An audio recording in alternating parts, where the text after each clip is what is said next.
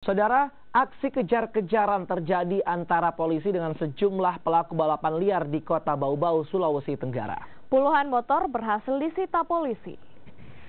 Aksi balap liar kerap terjadi menjelang sahur yang dilakukan sejumlah pemuda di Kota Bau-Bau, Sulawesi Tenggara. Balapan liar ini langsung bubar ketika polisi tiba di lokasi. Akibatnya aksi kejar-kejaran pun tak terhindarkan. Sejumlah motor akhirnya berhasil disita polisi. Kendaraan yang disita ini akan ditilang selama 3 bulan dan pemiliknya akan mendapatkan sanksi.